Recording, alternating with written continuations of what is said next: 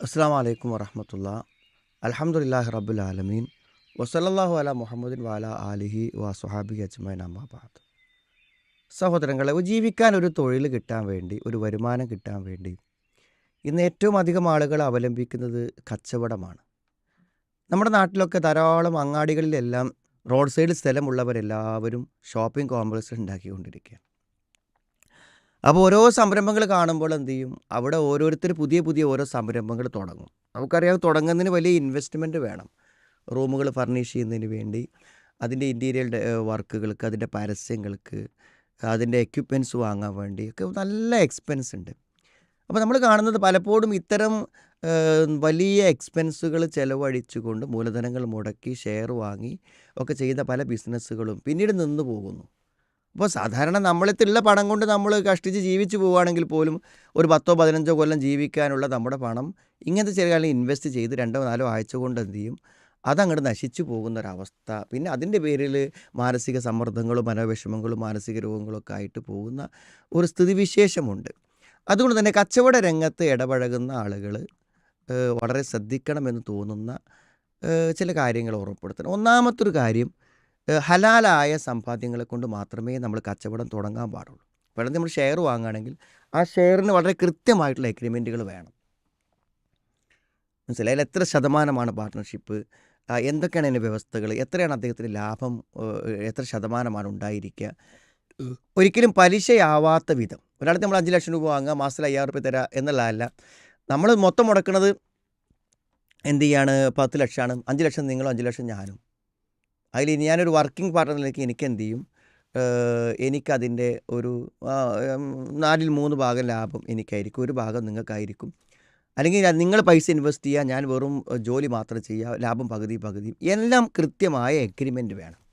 Agreement ഇല്ലെങ്കിൽ പ്രശ്നം എന്താണെന്ന് വെച്ചാൽ, കച്ചവടം പരാജയപ്പെടുമ്പോൾ എന്ത് ചെയ്യും, അവർ നഷ്ടം വരുമ്പോൾ ആ പൈസ നമ്മളിൽ നിന്ന് അവർ വാങ്ങും. സത്യത്തിൽ ഒരു ഒന്നിച്ചുള്ള ബിസിനസ് പരാജയപ്പെട്ടാൽ അയാളെ പൈസയും പോവും, നമ്മളെ പൈസയും പോവും. അങ്ങനെയല്ലേ ഉണ്ടാവുക. ലാഭം കിട്ടുമ്പോൾ നിങ്ങൾക്കും കിട്ടും, എനിക്കും കിട്ടും. അപ്പോൾ എഗ്രിമെൻറ്റുകളോട് കൂടെ മാത്രമേ നിങ്ങൾ ഷെയറുകൾ സ്വീകരിക്കാൻ പാടുള്ളൂ. ഷെയർ മാർക്കറ്റുകളുടെ ഷെയറുടെ കാര്യങ്ങളിലുള്ള ഇസ്ലാമിക മാനദണ്ഡങ്ങൾ ശരിയായി പാലിക്കണം. അല്ലാത്ത പല ആളുകളും പ്രതിസന്ധിയിലായി തീർന്ന ചരിത്രം നമുക്ക് കാണാൻ പറ്റും. മറ്റൊരു കാര്യം നമ്മൾ ശ്രദ്ധിക്കേണ്ടതെന്ന് വെച്ചാൽ, പല ആളുകളും അവർക്കൊരിക്കലും പരിചയമില്ലാത്ത, അവർക്കൊരിക്കലും ബന്ധമില്ലാത്ത പല ബിസിനസ്സുകളും അവരാണ് തുടങ്ങും. ആ ബിസിനസ്സിലേക്ക് ഇറങ്ങുമ്പോഴാണ് അവർക്കതിന് പ്രതിസന്ധി. തുണിക്കച്ചവടം വരെ ചെയ്യാത്ത ആളുകൾ തുണിക്കച്ചവടം ചെയ്യുന്നു, ഹോട്ടൽ കച്ചവടം ചെയ്യാത്ത ആളുകൾ ഹോട്ടൽ കച്ചവടം തുടങ്ങുന്നു. അപ്പോൾ വളരെ പരിചയസമ്പന്നരായ ആളുകളെ കൂട്ടിയിട്ടോ ആ ഫീൽഡിനെ കുറിച്ച് പരിചയമുള്ളവരെ ബന്ധപ്പെടുത്തിയിട്ടോ അതിൻ്റെ സാധ്യതകൾ പഠിച്ചിട്ടോ നമ്മളിലേക്ക് ഒന്നേക്ക് ഇറങ്ങാൻ പറ്റുള്ളൂ. അതല്ലാതിരുന്നാൽ അത് പരാജയപ്പെട്ടു പോകുമെന്ന് ഉറപ്പാണല്ലോ. അതുകൊണ്ട് നമ്മൾ ഇറങ്ങുന്ന സംരംഭം വിജയകരമാണോ, നമ്മൾക്കൊണ്ടത് പറ്റുമോ പറ്റില്ലേ എന്ന് നമ്മൾ എന്ത് ചെയ്യണം, ഉറപ്പ് വരുത്തുക എന്നുള്ളത് വളരെ പ്രധാനപ്പെട്ടൊരു കാര്യമാണ്. കാരണം അത് ഉറപ്പ് വരുത്താതെ നമ്മൾ ഇറങ്ങുമ്പോൾ നമ്മൾ തന്നെയാണ് യഥാർത്ഥത്തിൽ അതിൻ്റെ ഉത്തരവാദി എന്ന് മനസ്സിലാക്കേണ്ടത്. അപ്പോൾ അത് രണ്ടാമത് ശ്രദ്ധിക്കേണ്ട വളരെ പ്രധാനപ്പെട്ട ഒരു കാര്യമാണ്. പിന്നെ മൂന്നാമത്തത്, പല ആളുകളും എന്താണെന്ന് വിചാരിച്ചാൽ പണം ഇറക്കുക, തുടങ്ങുക, പണിക്കാരെ വെച്ച് ചെയ്യുക എന്നല്ലാതെ അവരതിൽ തീരെ ഇൻവോൾവ് ചെയ്യുന്നില്ല. നമ്മളൊരു ബിസിനസ് തുടങ്ങുമ്പോൾ നമ്മൾ എന്ത് ചെയ്യണം, ആത്മാർത്ഥമായിട്ട് ഇൻവോൾവ്. കാരണം നമ്മൾ മാത്രമാണ് ആ ബിസിനസ് സ്ഥാപനം വിജയിച്ച് കിട്ടണമെന്ന് ആഗ്രഹിക്കുന്ന ആളുകൾ.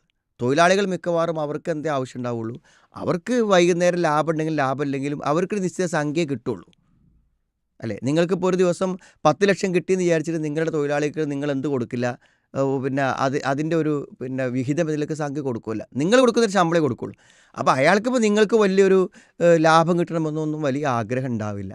പക്ഷേ നിങ്ങളുടെ സ്ഥാപനം വിജയിക്കണമെന്ന് നിങ്ങളല്ലേ ആഗ്രഹിക്കുക. അപ്പോൾ കസ്റ്റമേഴ്സിനോട് നല്ലൊക്കെ പെരുമാറാനും അവിടുത്തെ കാര്യങ്ങൾ ശ്രദ്ധിക്കാനും നമുക്ക് നഷ്ടം വരാതിരിക്കാനും ഒക്കെ നിതാന്തമായൊരു ശ്രദ്ധ ആ കച്ചവടം നടത്തുന്ന വ്യക്തിക്ക് വേണം. അല്ലെങ്കിൽ അയാൾ വിശ്വസ്തമായി ഏൽപ്പിച്ച ഒരാൾക്ക് വേണം. അതില്ലാത്തത് കൊണ്ട്, ശ്രദ്ധക്കുറവ് കൊണ്ട്, കച്ചവട സ്ഥാപനത്തെ ശരിയായി മാനേജ് ചെയ്യാത്തതുകൊണ്ടും ശ്രദ്ധിക്കാത്തത് കൊണ്ടും പണം നഷ്ടപ്പെട്ട ധാരാളം ആളുകളുണ്ടെന്നുള്ളതാണ്. പിന്നെ ഒരിക്കലും നമ്മുടെ മൂലധനത്തിൽ എന്ത് ചെയ്യരുത്, പലിശ വരരുത്. കാരണം പലിശ എന്ന് പറഞ്ഞാൽ യംഹഖുല്ലാഹു റിബയാണ്.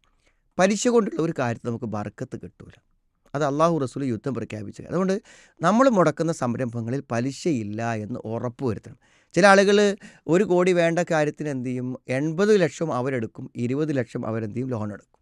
അങ്ങനെ ചെയ്യുന്ന ആൾ. അപ്പോൾ പലിശയില്ല എന്ന് നമ്മൾ ഉറപ്പ് വരുത്തുക. മറ്റൊരു കാര്യം, കച്ചവടത്തിൻ്റെ ഇസ്ലാമിക മാനങ്ങൾ നമ്മൾ ശരിയായി പാലിക്കണം. എന്തായാലും ശരിയായ അളവിൽ കൊടുക്കുക. വൈലുൽ മുത്തഫിഫീനാണ്, മറ്റുള്ളവരെ നമ്മൾ പറ്റിക്കാതിരിക്കുക. അതേപോലെ തന്നെ പല ആളുകളും എന്ത് ചെയ്യും എന്ന് വിചാരിച്ചാൽ, നമ്മളൊരു സ്ഥാപനം തുടങ്ങുമ്പോൾ അത് എൻ്റെ ഫ്രണ്ടിൻ്റെയാണ്, അല്ലെങ്കിൽ എൻ്റെ ഒരു പ്രസ്ഥാനക്കാരൻ്റെതാണ്, അല്ലെങ്കിൽ എൻ്റെ ആളതായെന്ന് പറഞ്ഞിട്ട് എന്ത് ചെയ്യും, നമ്മളെ വിശ്വസ്തമായി നമ്മളെ കടയിൽ വരും. അപ്പോൾ പൊതുവെ അങ്ങനെ വരുന്ന ആളുകൾ നമ്മുടെ ബന്ധുക്കൾ, കുടുംബങ്ങൾ, സുഹൃത്തുക്കൾ, ഇവർ നമ്മുടെ ബാർഗെയിൻ ചെയ്യൂല. അപ്പോൾ നമ്മൾ എന്ത് ചെയ്യുക, അവർക്ക് മാക്സിമം വില ഇട്ട് കൊടുക്കും. നമ്മളവരെ അവർ അവരെ പറ്റിക്കില്ല എന്ന് ഉറപ്പുള്ളതുകൊണ്ട് അവരങ്ങനെ ചോദിക്കണത്. പിന്നെ അവരെ നമ്മളെന്ത് ചെയ്യുക, പറ്റിച്ചു എന്ന് അവർക്ക് പിന്നെ മനസ്സിലാവുക. അതോടുകൂടെ എന്തെന്ന് വെച്ചാൽ അവർ പൂർണ്ണമായും നമ്മളെ അവിശ്വസിക്കും. അതുകൊണ്ട് വിശ്വസിച്ച് വരുന്ന ആളുകളോട് നമ്മൾ മാന്യമായ വിലക്കും അവരെ പരിഗണിച്ചിട്ടും അവരെ നമ്മൾ കാര്യങ്ങൾ ബോധ്യപ്പെടുത്തിയിട്ടും എന്ത് ചെയ്യണം, പറഞ്ഞേക്കുക എന്നുള്ളത് വളരെ പ്രധാനപ്പെട്ട കാര്യമാണ്. അപ്പോൾ ഇത്തരം ചില കാര്യങ്ങൾ ശ്രദ്ധിക്കാത്തത് കൊണ്ടാണോ പലരുടെയും മൂലധനങ്ങൾ നഷ്ടമായി പോകുന്നതെന്ന് തോന്നിപ്പോവാറുണ്ട്. അതുകൊണ്ട് ഒരുപക്ഷേ കച്ചവട രംഗത്ത് പരിചയമുള്ളവർക്ക് ഇതിലേറെ കാര്യങ്ങൾ പറയാനും നിർദ്ദേശിക്കാനുമാകും. എന്തായിരുന്നാലും നമ്മുടെ ഭാഗത്തു നിന്നുള്ള സൂക്ഷ്മതകൾ പരമാവധി പാലിച്ചിട്ടേ അതിനെ വിധി എന്ന് വിലയിരുത്താൻ പാടുള്ളൂ. അള്ളാഹു എല്ലാ കാര്യങ്ങളിലും ശരിയായ രൂപത്തിൽ നിർവഹിക്കുവാനും അള്ളാഹുവിൻ്റെ തൗഫീഖ് ലഭിക്കുവാനും അള്ളാഹു നമുക്ക് സഹായം പ്രദാനം ചെയ്യുമാറാവട്ടെ.